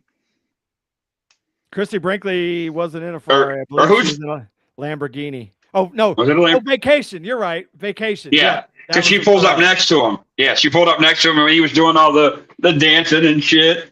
Yeah. But yeah, That was so was that a Testarossa or a F40? it wasn't the 40. I looked it up earlier, and all these fucking numbers. The F40 was on the list because it had the high tail on it or whatever. And I can't remember what, because I wanted to make sure that was the same movie, but that car wasn't. The F40 wasn't in the movie. It was an even earlier model, and I didn't get the name of it. It was like F1 or F something. But I was thinking, for some reason, my mind went to the Lamborghini in, which was my first exposure to a Lamborghini, Cannonball Run. yes. What did I I just seen one the other I day? believe that was a Countach, which is a hilarious name. We were walking somewhere the other day. We were somewhere going somewhere, and I remember walking across the street for something in a Ferrari. I'm like, oh look, a fucking Ferrari! Like, and they're like, wait, what? I'm like, yeah, in Ohio. What the fuck? Like, you don't normally see that shit here. And Unless it we was- featured a car that I could literally go to a buy here, pay here lot and grab. Shane. Which one?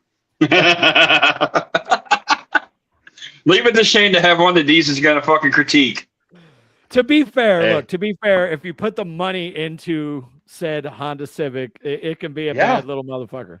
Yes, I mean, as much Well, as I you know- bitch about like the rice burners, as now that I'm older, like I used to be super into that. Like I had a Honda when I was driving in high school. I had one. I had an Well, the one that gets me now is that you get these kids that get these goddamn Ford Focuses, the little hatchback fucking stick shifts, and they put them fucking goddamn exhaust tips on it, and it's like annoying as fuck. Like, why do you need something that loud? Yeah, that makes me want to commit violence when I see shit like that. Yes. Fucking- Road rage like a motherfucker, like 100%.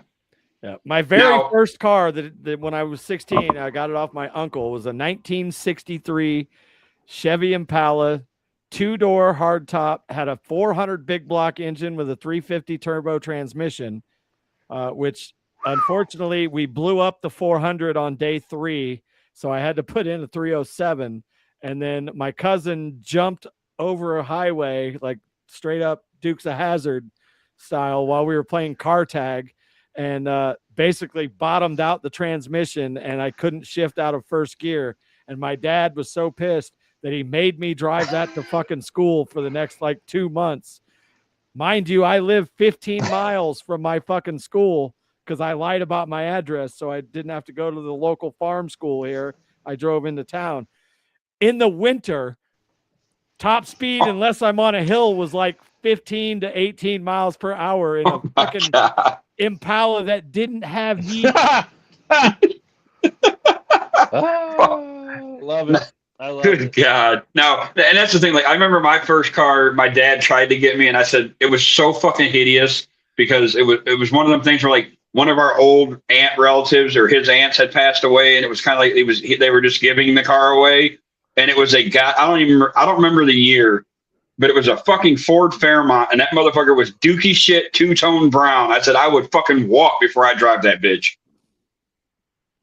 Yeah.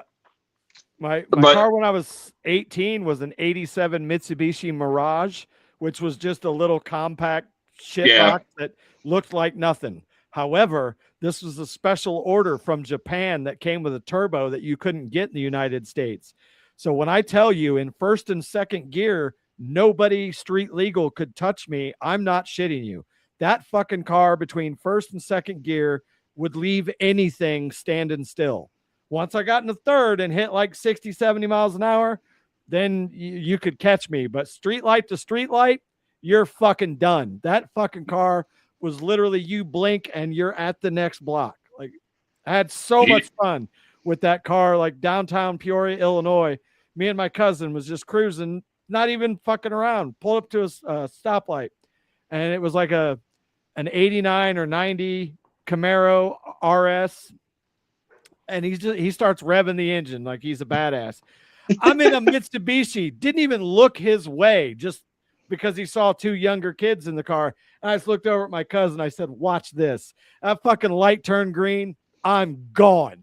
I'm 2 lights ahead waiting on him to pull up. Oh, I wasn't ready. Let's do it again. Oh, bullshit. Okay. Gone. Go down this big ass hill, and I'm already slowed back down to the speed limit. He comes flying by me at like 80 downtown Peoria and goes around the corner, and I'm just chugging along 35 miles an hour. Come around the corner. There that motherfucker sits on the side of the road with a cop behind him, fucking honking and waving as I drive by. Good times. What the fuck? Stuff. And that's like I hate these motherfuckers that like when you get people are you're walking into like, you know, a concert or something, and you get, you know, because there's a crowd of people, and you get that one asshole that wants to show off. It's like, all right, dude, we get it. You have a little dick, so you got to, you know, fucking rev up your fucking shit. You got to be like a fucking asshole. So take your little dick and go on somewhere with that. Sandy, I don't know how I survived, because back in those days, I used to do some shit that I'd probably be in fucking penitentiary for right now. But well, think about this too, Deez. How lucky we are that we didn't, like, the eras that we grew up in didn't have fucking the cameras and social media like they do now, because we probably all would have been in fucking jail numerous fucking times. Oh yeah, for sure. One fucking billion%. And the funny, like the cousin that was driving that Impala that ended up dropping the transmission all over DMAC Road out there in the country. Late that night, he was over at his girl's house, so we took his Mustang. It wasn't like a fancy super Mustang or anything, but it was a Mustang. We took his Mustang, rolled the windows down, went on the baseball field, and did donuts for like 45 minutes. And there was so much dirt in that fucking car that you could have fucking planted corn in it. Jesus Christ. He was so pissed, but it was the funniest fucking thing we ever did to him. You know, I just realized looking at the screen here that mic is perfect placement underneath Shane. Like he's got a fucking mic underneath him. Oh, and the logo. Oh, good one. Yeah. I did. That is a pretty sick logo, I got to admit. Knowing our luck, though, it probably would be the one that wasn't working or, you know, was having issues on a remote. Right. Shane knows all about that. It's always one, isn't it? Oh, I was watching. I saw that shit show. There is the remote, the mic that will always not rattle. It'll always have the jiggly noise. It's always like Chipper usually gets it, or used to. Usually, yes. But we don't got to worry about that no more, now do we? No, sure don't. Fucking Deez's reaction. Well, we got about 10 minutes left, gentlemen. We probably don't need to ask Deez, because he'll probably tell you I'm going to go sit my fat ass in this recliner and play video games. So we know what Deez is doing. What's your plans for the weekend, Shane? Well, not to put it too much out there, but I do have plans this weekend. I'll be back on Sunday before dark, and tonight I do have a chauffeur if I would like to go anywhere. So we'll see what happens. Nice. I might go hang out at the watering hole and have some Diet Cokes and see some of my friends. And it's my buddy's birthday, so. What you gonna eat there? Dude, there's a lot of good food there. I don't know. That's what I'm saying, because I know you go to Harmon's a lot, so like I'm like curious what tonight's food menu would be. I haven't had wings in a while, so that might maybe some wings. It might be wings. They do have decent potato skins. I don't know. We'll see what's on the special board and go from there. Now, are you legit going to only have Diet Cokes? Are you in that like recent DUI self-deprecation to where I can't drink? I haven't drank yet, Deez. I haven't drank yet at all, because I don't, like before. I don't drink at home. I just don't. I'm the same way. Yeah. Very social person. I told myself I was going to have a reset, so for the record, I have been to Harmon's once since that night, and it was actually after court when I got fully charged. I need a drink. Let's go celebrate. I had a Diet Coke and I had a burger before golf. So I do have the power. I have went in there on nights and not drank. So and you didn't drink at the golf course? I don't drink when I play golf because I have no shit. balance. I have terrible balance as it is. So I don't drink when I bowl. I don't drink when I play golf. I don't drink when I play cards. Like it's only when I go out. So I got you. It'll be a good evening. I hope. Tonight, I know, I'm gonna probably hop off here, and I gotta push on TikTok for a little bit before Gail gets off work, and then I know we gotta run to my mom's and pick up some stuff. I have a friend of mine. It's her birthday, and she asked me to do a birthday battle with her on TikTok tonight, so I'm gonna do that with her. And then tomorrow, I think, if I'm not mistaken, I gotta check the schedule, but I think Alt 95 is playing at Whiskey Island. You should go there. Yes. I was thinking about 6. Yeah, so I was thinking maybe we ain't got shit else going on. Maybe that's what I'll do is I'll go out there and surprise the boys because that's a great venue. It's a great place to go watch a show. You're right there on the marina. I mean, hell, the last time I went, there was fucking, bikini-clad chicks sunbathing on boats while you're listening to great music from a great band. So, I mean, you can't beat it. I think that's a great idea, and I think you should do that. I think I might have to go do that and go see the boys because it's been a while and see if maybe Brad finally has my shirt that I paid for when they were at Doghouse last time, but he didn't have my size with him. He said it was at the house. Hey, don't feel bad. I ordered my Redline hoodie, Christmas last year, and I got it literally, a month ago, right when the weather turned 90 fucking degrees. When you don't need it no more? Yeah, it looks lovely. I just can't put the motherfucker on, or might as well put on a garbage bag like I'm cutting weight for the wrestling meet. I'm glad you brought that up because I gotta give Dave shit now because I was supposed to get a Crushers shirt. He said it was going to be ready like 3 weeks ago. Hey, you ain't the only one, Deez, that got a hoodie when it was warm out. So. Yeah. Well, that's like the TikTok group I'm with. The one girl we have has her own. She does like cups and headbands, and then she'll do like hoodies and shit. But her printer thing went down, so she can't do anything on the hoodies and shit. They ordered one for my birthday in January. I still haven't got it yet because the fucking printer's been down this long, and it's the small dick big dreams fucking hoodie. You guys remember Big Johnson? Yes. All of the Those Big were Johnsons. epic. Yes. Dude, yeah. Epic. I bought every fucking one that I could find, and I'm just mad that it was in an era when I was smaller and couldn't keep them. Ended up having to throw them all away. Somebody should they couldn't bring them back because they'd probably go to prison. No, all you got to do is go to, I think it's like t-shirts or it's like somethingtees.com. It's on Facebook, and every shirt they have is like you could literally punch in anything, whether it be movies, bands, music, TV shows, like anything. Like you can buy a fucking Bayside Tigers t-shirt with the Bayside logo on this website. It's like tpublic.com or something. Probably punch it in there. I bet you can find some of your Big Johnson shit in there because they don't discriminate against anything.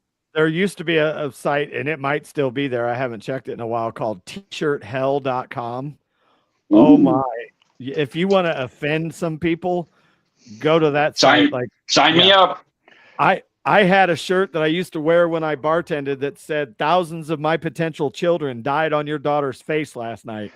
Outstanding. Nice. Yeah. Nice. And that's just the tip of the iceberg. I mean, there was no soul was spared when they made a t-shirt. Like, they didn't give a fuck. And some of them were absolutely hysterical. See, that's the type I meant. Like, tshirthell.com is a site, and it's open. Yeah.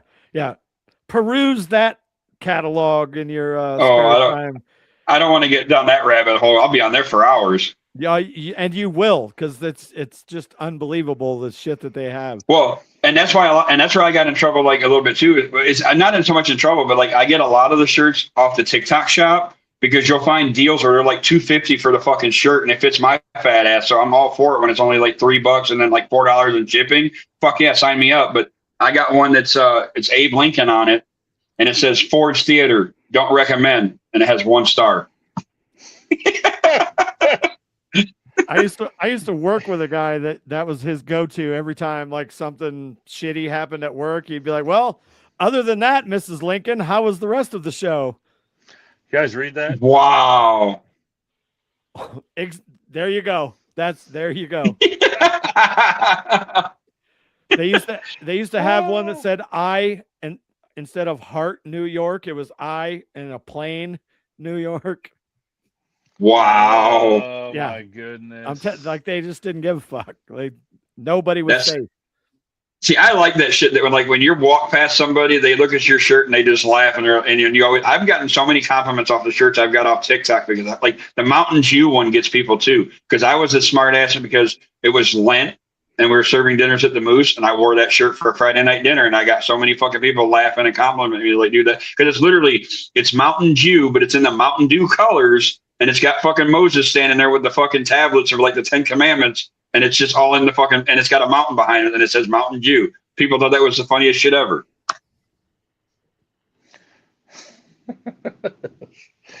So there's a few on here. I'll scroll later.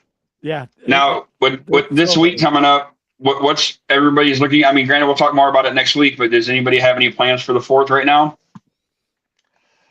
I got all kinds of like options. I just don't know exactly what I'm going to do.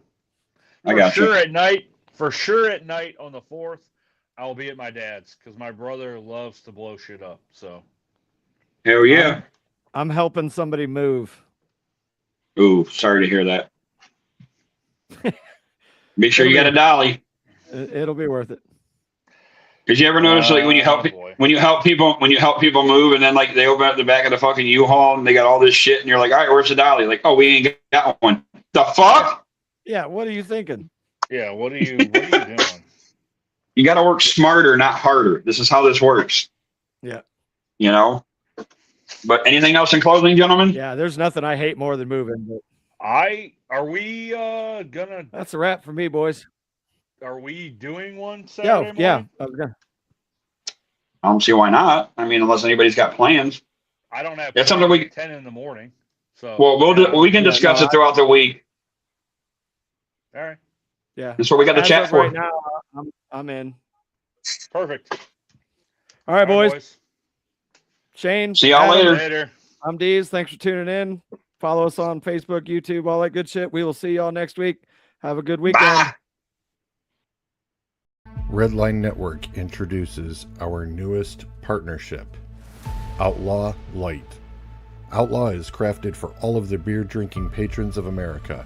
They aren't preaching or teaching, their mission plain and simple, to provide a high quality beer at an affordable price. Outlaw is crisp, crushable, refreshing. Available by the case, tall boys, 16-ounce 6-packs or singles. Go to outlawbeer.com to find the nearest can or tavern near you. The Redline Network proudly raises their cans to you. Stay bold, Outlaw.